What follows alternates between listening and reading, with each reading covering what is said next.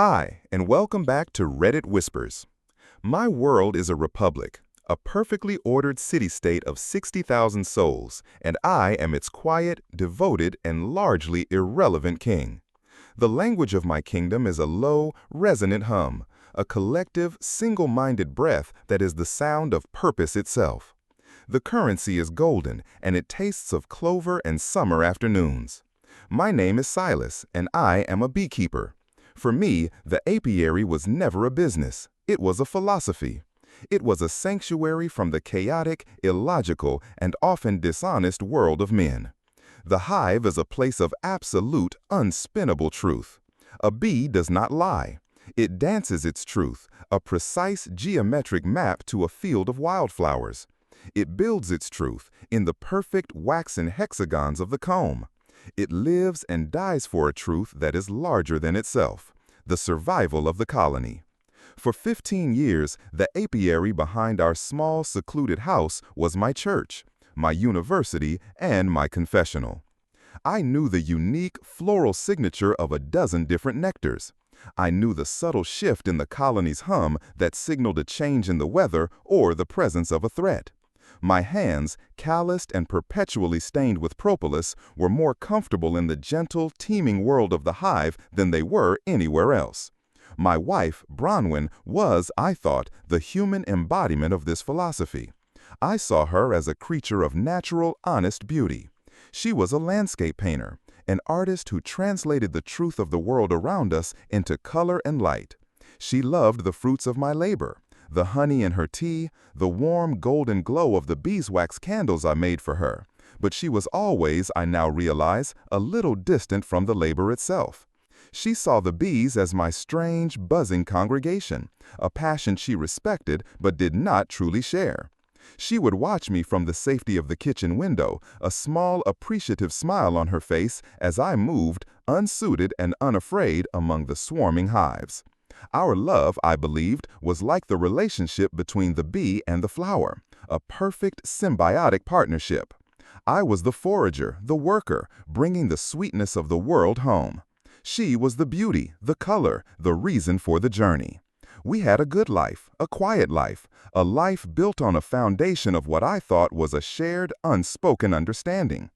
The first sign that a foreign invasive species had entered our small, balanced ecosystem was subtle.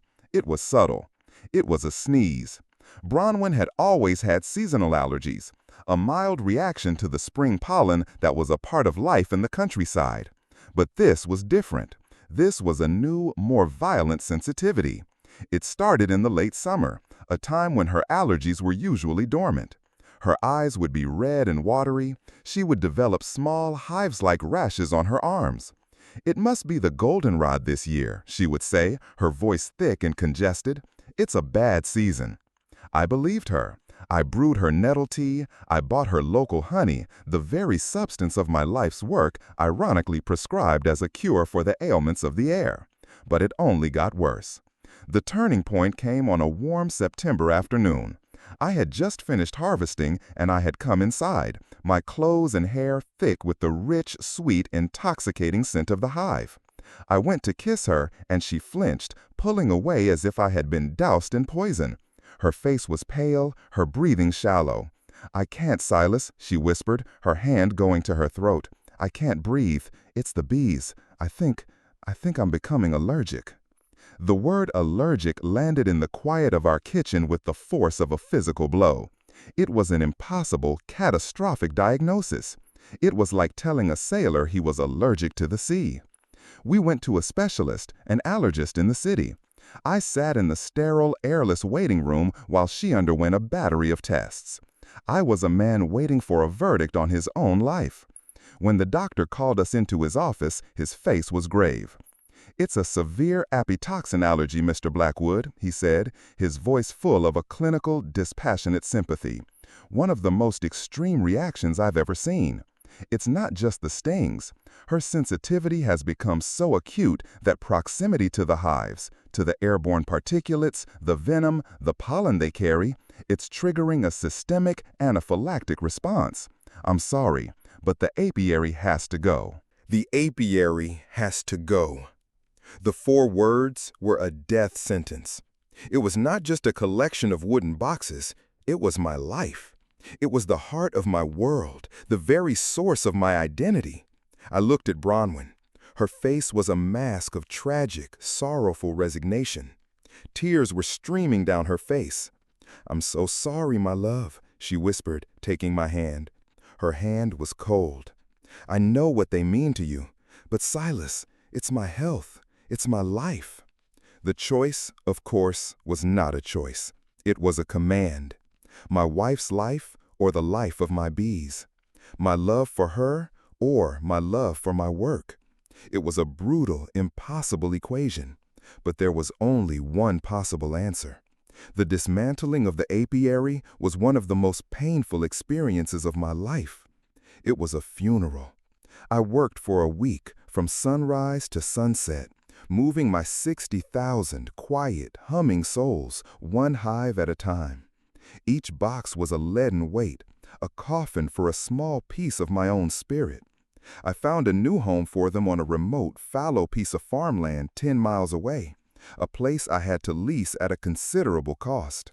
It was a good place for the bees, wild, full of clover and wildflowers, but it was not home. It was an exile.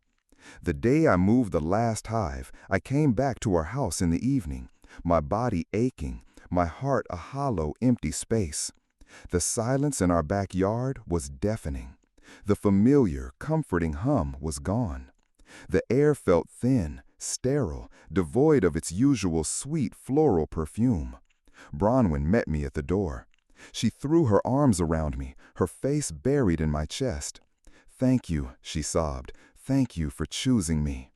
I held her, and I felt the profound, bitter irony of her words.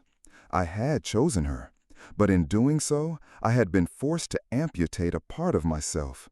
And I knew, with a deep, quiet dread, that the empty space where the apiary used to be was now a void that had not just appeared in my backyard, but in the very heart of our marriage. The distance, which had at first been a matter of a few hundred feet, was now a 10-mile drive. And it was a distance that, I would soon discover, grow to be immeasurable. The 10 miles between my house and my hives became a new, defining feature in the geography of my life. It was a stretch of road I came to know with an almost cellular intimacy. The pothole just after the old Miller farm, the way the light would filter through the sycamore trees at dawn, the lonely single hawk that was always circling over the fallow fields. This road was my new commute, my daily pilgrimage from the quiet, sterile world of my home to the vibrant, humming world of my work. It was a bridge between the two halves of my life, and with each passing month, the bridge seemed to get longer, and the two halves seemed to drift further and further apart. My life took on a new, fractured rhythm. I would leave the house before dawn, while Bronwyn was still asleep, and I would often not return until long after dark. The work with the bees was more demanding now. I could no longer just walk out my back door to check on a struggling hive or to add a new super during a nectar flow. Every task required a trip, a deliberate journey. The apiary, which had once been a seamless extension of my home, was now a separate country, a place with its own customs and its own time zone. I was becoming an immigrant in my own marriage. The distance, which had at first been a matter of a few hundred feet, was now a 10-mile drive. And it was a distance that, I would soon discover, grow to be immeasurable. The 10 miles between my house and my hives became a new, defining feature in the geography of my life. It was a stretch of road I came to know with an almost cellular intimacy. The pothole just after the old Miller farm, the way the light would filter through the sycamore trees at dawn, the lonely single hawk that was always circling over the fallow fields. This road was my new commute, my daily pilgrimage from the quiet, sterile world of my home to the vibrant, humming world of my work. It was a bridge between the two halves of my life. And with each passing month, the bridge seemed to get longer, and the two halves seemed to drift further and further apart. My life took on a new, fractured rhythm. I would leave the house before dawn, while Bronwyn was still asleep, and I would often not return until long after dark. The work with the bees was more demanding now. I could no longer just walk out my back door to check on a struggling hive or to add a new super during a nectar flow. Every task required a trip, a deliberate journey. The apiary, which had once been a seamless extension of my home, was now a separate country, a place with its own customs and its own time zone. I was becoming an immigrant in my own marriage. The distance was not just physical, it was emotional. Our shared life, which had once been a constant, easy conversation, was now a series of scheduled appointments. Our dinners, when they happened, were full of a new, unfamiliar strain. I was tired from the long days, my mind still out in the fields with my bees. She was different. The constant allergic suffering that had defined our lives for months was gone. Her health was restored. The rashes, the watery eyes, the shortness of breath, it had all vanished as if by magic the moment the last hive had been removed. She was vibrant again, full of a new restless energy. But it was an energy that was not directed at me.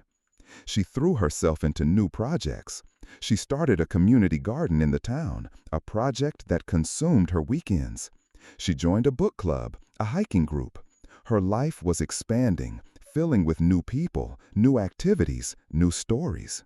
My life, in contrast, was contracting, shrinking to the size of my new lonely apiary and the cab of my old pickup truck. I was happy for her. I told myself that over and over. I was happy that she was healthy, that she was rediscovering her joy in the world. This was the point of my sacrifice, after all, to give her back the life the allergy had threatened to steal. But a small, selfish, and deeply lonely part of me felt a growing sense of irrelevance. I was the silent, absent benefactor of this new, vibrant life she was building, a life in which I was becoming an increasingly peripheral character. Our conversations became a series of reports from two different worlds. I would talk about the honey harvest, about a new queen I was trying to introduce to a hive. She would talk about the new heirloom tomatoes at the community garden, about a funny argument at her book club, about a new hiking trail she had discovered. We were like two friendly neighboring countries, exchanging polite diplomatic reports, but with no real shared economy, no common language. The man who was the subject of many of her new stories was a man named David. He was the organizer of the hiking group, a retired architect who had moved to the area a few years ago. He was, from her descriptions, a man of culture and wit, a man who could talk about art and literature and the history of the local landscape. "David is amazing," she would say, her eyes shining with an enthusiasm I hadn't seen in a long time. "He knows the name of every single wildflower, and he tells the most incredible stories." I felt a small, unfamiliar pang of something I refused to name as jealousy. I was a quiet man, a man of the earth, a man who knew the language of bees, not of men. I could not compete with a storyteller, with a man who knew the names of the wildflowers. I was the man who knew the taste of their nectar. It was not the same thing. I told myself it was nothing. It was a friendship. It was a good thing that she had found a community, that she had found a friend who shared her interests. My world was the hive. It was not fair of me to expect her to live in it with me. So I retreated further into my own world. The apiary became my refuge. The bees were my companions. Their predictable, honest, and deeply purposeful world was a comfort in the face of the quiet, growing chaos of my own emotional landscape. Their hum was a steady, constant truth in a life that was beginning to feel increasingly false. I started spending more time at the remote plot of land.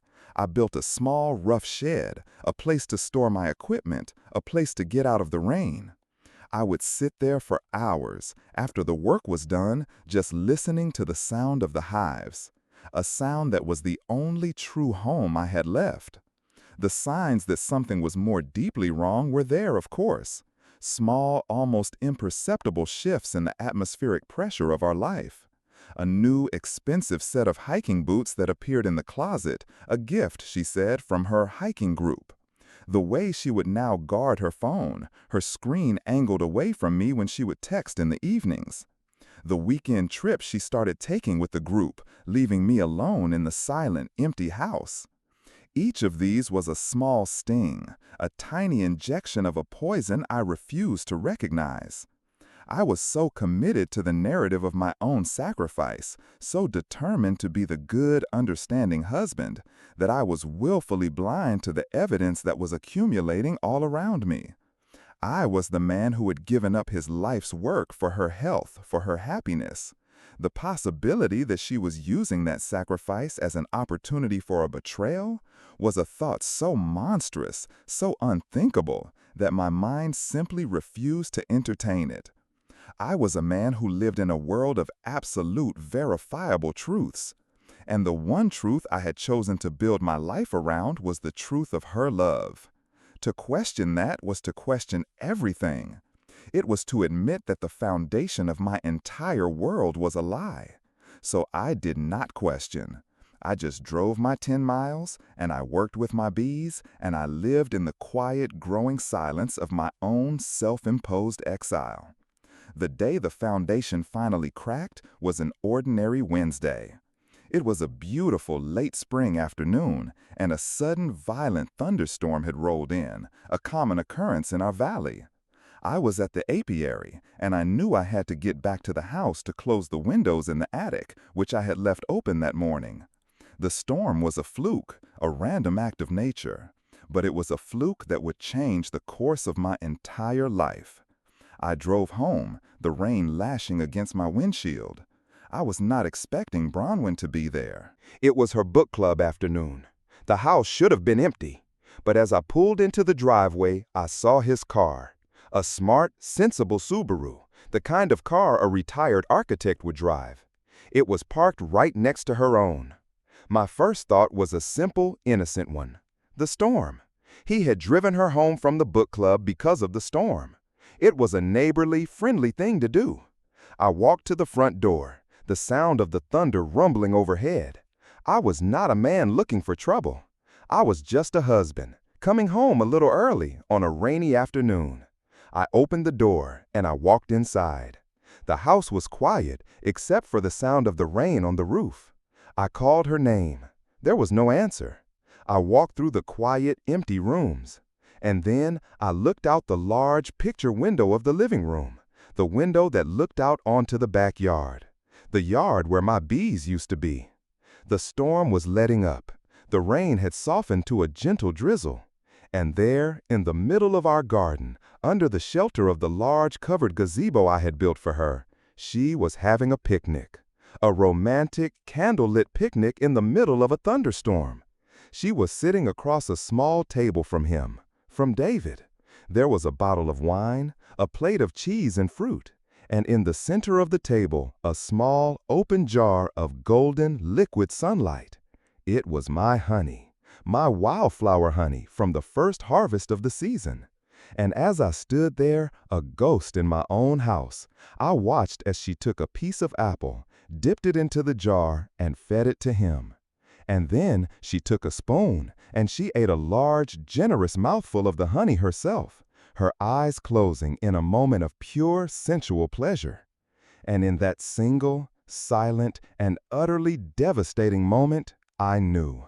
There was no allergy. There had never been an allergy. The only thing she had ever been allergic to was me. The world outside the window was a watercolor painting, the colors of the garden blurred and softened by the rain and the gathering dusk. The scene inside the gazebo, however, was in sharp, brutal, high definition. It was a single, perfect frame of film that contained the entire, devastating truth of my life.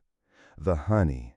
The casual, almost lazy way she scooped it from the jar and ate it, a substance that was supposed to be a deadly poison to her, was not just an act of betrayal. It was a declaration of contempt. It was a testament to the sheer, breathtaking audacity of her lie and to the profound and apparently limitless depths of my own foolishness. I did not move. I did not breathe. I was a statue of a man, my feet rooted to the floor of the house I no longer recognized. The engineer in me, the man who believed in cause and effect and stress and failure, was watching a catastrophic structural collapse in real time. The foundation of my marriage had not just been cracked, it had been revealed to be a complete and utter fabrication, a stage set built on a lie of stunning clinical cruelty. Every memory of the last 2 years replayed in my mind, but this time they were stripped of their noble, sacrificial narrative. The doctor's visits, the grave diagnosis, her tears, her suffering, it was all a performance. A long, elaborate, and brilliantly executed piece of theater, and I had been the sole, captivated, and utterly duped member of the audience. The allergy had not been a tragic illness. It had been a tool, a weapon, a perfectly designed and ruthlessly deployed strategy to achieve a single, simple objective: to get me and my loud, buzzing, inconveniently present world out of the house. To create a space, a void, a 10-mile silence that she could then fill with him, with this new life, with the man who was now sitting in the garden I had planted, eating the honey from the bees I had been forced to move. My sacrifice had not been a choice she had forced upon me out of a desperate medical necessity.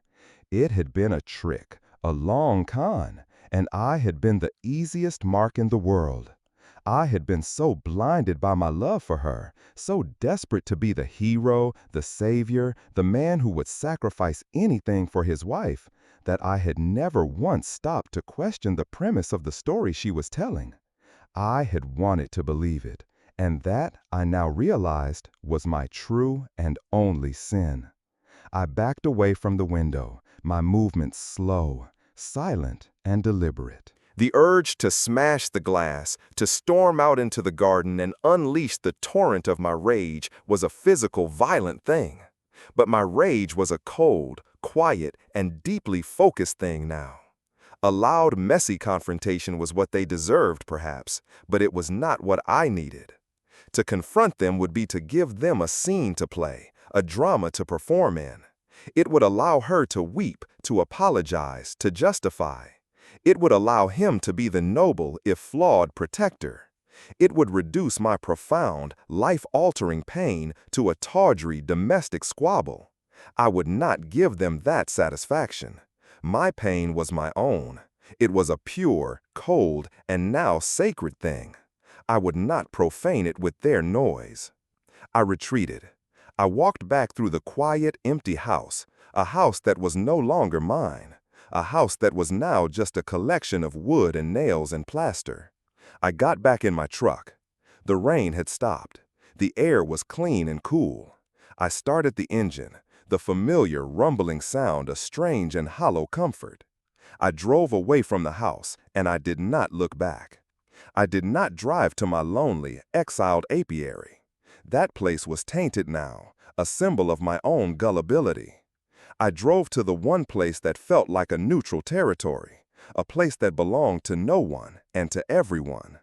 I drove to a cheap, anonymous motel on the interstate. The room was a perfect, beige box of nothingness. It was a place with no memories, no history, no ghosts. It was the perfect place for a man who had just discovered that his entire life was a lie. I sat on the edge of the stiff, unfamiliar bed for a very long time. I did not drink. I did not rage. I just sat. And I began to think, not as a husband, not as a victim, but as a beekeeper. I thought about the hive. I thought about the absolute ruthless and impersonal logic of the colony. The hive is a superorganism, a single collective intelligence. Its only goal is its own survival, its own propagation. It is utterly and beautifully without sentiment. When a drone has served its purpose, it is expelled from the hive to die. When a queen grows weak, she is replaced by a younger, stronger one, a process known as supersedure. The old queen is not hated, she is not punished, she is simply obsolete. Her continued presence is a threat to the health and future of the colony. And so she is, with a calm, biological, and utterly unsentimental efficiency removed. And I realized, was the old queen. My marriage had been a hive, and I had grown weak, complacent, perhaps too focused on my own quiet world of work. Bronwyn, in her own deeply human and deeply flawed way, had simply initiated a process of superseizure. She had found a new, stronger, and more present partner to ensure the survival and propagation of her own life. The allergy had been a clever, if cruel way to marginalize me, to push me to the periphery of the hive, to make my own expulsion a quiet and seemingly natural process. It was not a grand, evil conspiracy. It was a small, sad, and deeply selfish act of survival. This understanding did not excuse her. It did not lessen the pain of her betrayal, but it contextualized it. It transformed it from a chaotic, emotional act of cruelty into something I could, on a cold, intellectual level, almost understand. I had been outmaneuvered. I had been out-evolved. And now I had to decide what to do. The law of the hive is simple. The obsolete must be removed. I could fight. I could sue for divorce, use my knowledge as leverage, create a bitter, destructive war that would likely destroy us both and the very home I had worked so hard to maintain for her. Or I could accept the verdict of the colony. I could accept my own obsolescence. I could remove myself from the hive, quietly and completely, and let them continue with the new life they had built. I spent 3 days in that beige, anonymous room, wrestling with that choice. I was a man at war with his own heart. The part of me that had been so deeply wronged, so profoundly humiliated, screamed for justice, for revenge, for a reckoning. But the other part of me, the quiet, beekeeper part, the part that had loved her for 15 years, the part that still, on some deep vestigial level, wanted her to be happy, whispered a different, more difficult path. On the 3rd day, I knew what I had to do. My plan was not a plan for revenge. It was a plan for abdication, a quiet, final, and absolute withdrawal. I would not give her the satisfaction of a fight, or the burden of my forgiveness. I would simply give her what she had so clearly wanted all along, my absence. I went to a lawyer, a simple, small-town lawyer who specialized in real estate and contracts. I did not tell him the story. I just gave him my instructions. I had him draw up a quitclaim deed, a simple legal document that would transfer my half of the ownership of our house, our land, entirely to her. I signed it. I had him draw up a simple, 1-page letter. It was a bill of sale. It stated that I was selling my entire apiary, all 60 hives, all my equipment, to an anonymous buyer, effective immediately. And then I went to the bank. I withdrew a significant, but not catastrophic, amount of our shared savings, in cash. It was not a theft. It was a severance. My final paycheck from a job I was now officially leaving. I was dismantling my life, piece by piece, with the same quiet efficiency I would use to dismantle a dead hive. The final act was the one that required the most courage. I drove back to the house. I did it in the middle of the day, when I knew she would be at her community garden and he would be at his own home. I did not go inside. I went to the front porch. I placed a single, small, sealed manila envelope on the welcome mat. Inside was the quitclaim deed, the bill of sale for the bees, and the key to my truck, which I had left parked at the end of the street. I was not just giving her the house. I was giving her my life's work. I was giving her my past. I was giving her everything. Everything except for one single thing. I went to the large oak tree in the front yard, and at its base I placed a single, small, unlabeled jar of my wildflower honey. It was a message, a quiet, final, and utterly undeniable statement. It was not an accusation. It was a fact, a single, golden, liquid truth in a world that had been built on a lie. It said, simply, I know. And with that, I turned and I walked away. I did not look back. I was a king, abdicating my throne, leaving my kingdom to its new and perhaps more deserving queen. I was a drone, expelling myself from the hive, and I was walking, for the first time in a very long time, into a world where I was completely and terrifyingly and finally free. The act of walking away is a strange and deceptive thing. It feels like an ending, a final, definitive period at the end of a long, painful sentence. But it is not an ending. It is a beginning. It is the first terrifying and uncertain step into a new, uncharted territory. I did not walk far.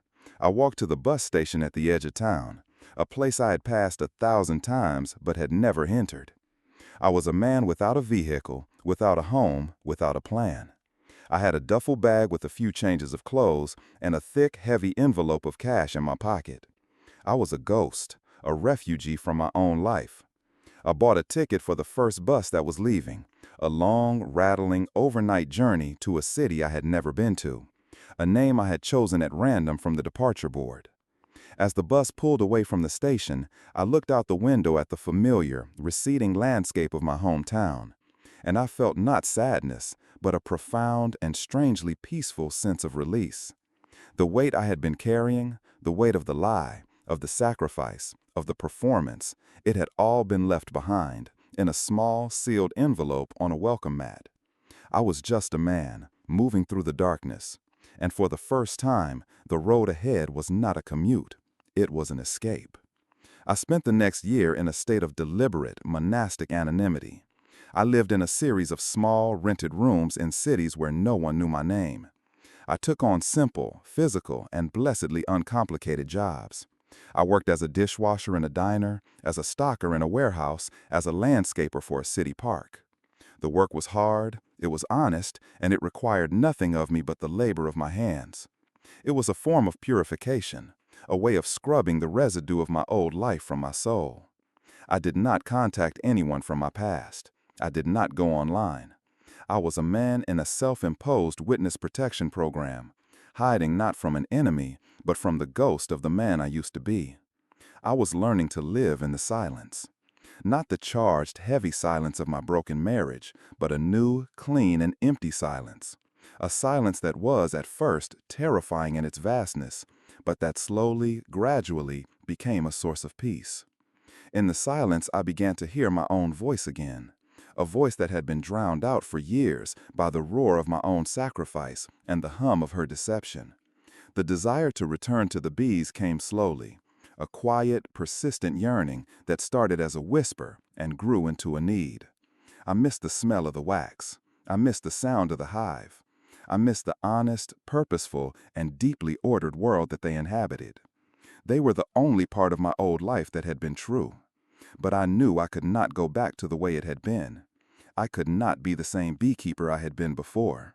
That man was gone, lost in the wreckage of his own good intentions. I had to find a new way. The opportunity came in an unexpected form. In a small public library in a coastal town in Northern California, I saw a flyer. A local nonprofit community-supported agriculture farm was looking for an apprentice beekeeper.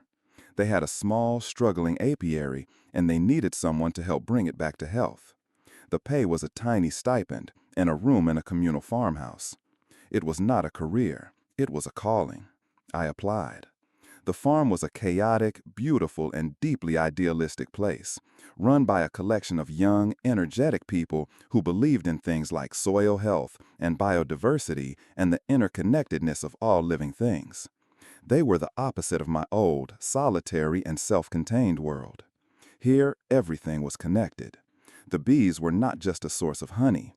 They were the essential, life-giving pollinators for the vegetables, the orchards, the entire vibrant ecosystem of the farm. I was not the king of my own private kingdom anymore. I was a citizen, a worker, a small but vital part of a much larger whole. And in this new context, I began to heal. I worked with the bees, but I also worked in the fields. I learned the names of the vegetables I was helping to grow. I learned the rhythms of a different kind of harvest.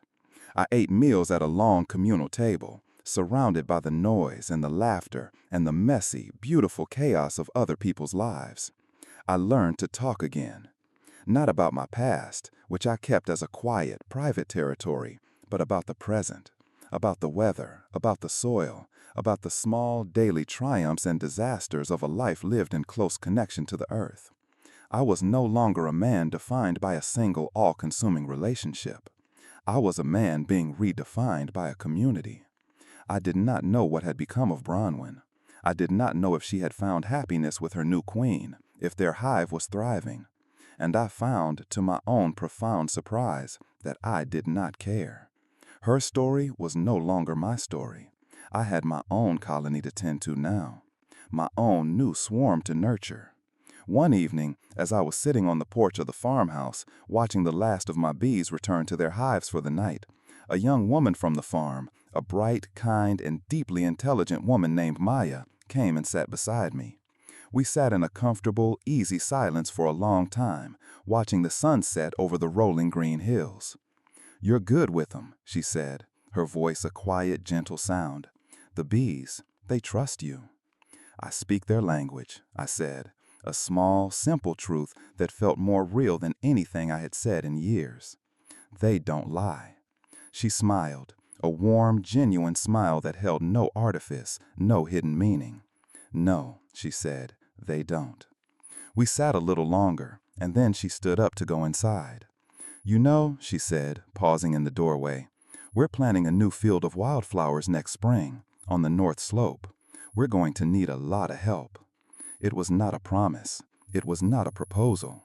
It was just a simple, honest statement of a future fact, an invitation to be a part of something new that was growing. I looked out at my hives, at the quiet, humming, and deeply truthful world I was slowly, carefully building again. And for the first time in a very long time, I felt the unmistakable and deeply welcome taste of sweetness on my tongue. It was the taste of a new, and perhaps better, honey. Thank you for tuning in to Reddit Whispers. We've all faced moments when everything felt broken. What was your turning point? Leave it in the comments, because your experience might be exactly what someone else needs to hear right now.